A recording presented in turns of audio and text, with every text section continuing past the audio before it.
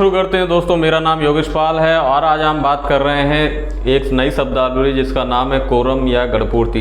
दोस्तों इसका यूज होता है सदन में। जब सदन की कार्रवाई जब चालू होती है तो उसमें कम से कम वहाँ के सदस्यों की संख्या है उसको देखना पड़ता है।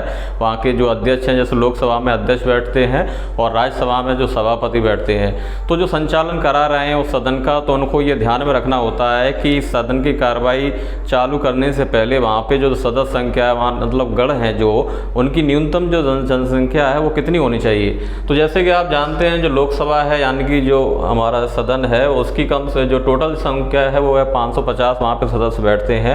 और सदन की कार्रवाई को चालू करने के लिए कम से कम 55 सदस्य होने चाहिए, यानी 10वां हिस्सा होना चाहिए। ये जो 55 जो सदस्य हैं इसमें लोकसभा अध्यक्ष को मिलाकर हमें ये गणना करनी होती है, ठीक है।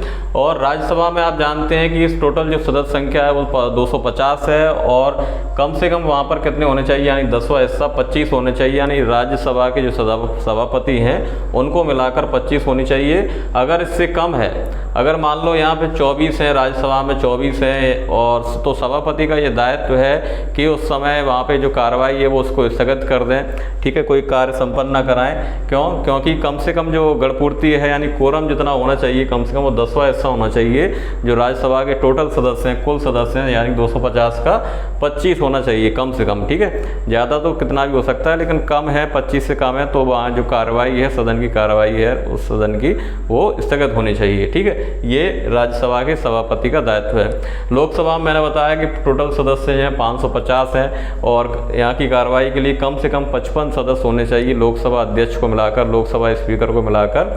तो ये लोकसभा स्पीकर की ये जिम्मेदारी, ये दायित्व है कि सदन की कार्रवाई शुरू करने से पहले आप उनको देखना होता है कि सदन जो सदस्य हैं वो 55 है या 55 से कम है। अगर कम है तो उनको क्या करना होगा, उनके पास ये अधिकार है कि वो उस समय सदन की कार्रवाई को निरस्त कर सकते हैं या उस समय तक कोई कार्य संपन्न करने को रोक सकते हैं, ठीक है। तो दोस्तों ये जो दो शब्द हैं संविधान में आते हैं क्या, कि कोरम या गणपूर्ति क्या है। तो कोरम का मतलब ये है कि सदन की कुल सदस्य संख्या का 10वां हिस्सा वो कोरम कहलाता है। जब ये कोरम पूरा हो जाता है तो सदन की कार्रवाई हमारी चालू होती है। अगर इससे कम है तो जो हमारे अध्यक्ष हैं या सभापति हैं लोकसभा राज्यसभा के, वो उस समय तक कार्रवाई को बंद कर देते हैं जब तक कि कोरम पूरा ना हो जाए। तो दोस्तों धन्यवाद, थैंक यू वेरी मच, आपने पूरा वीडियो देखा इसके लिए।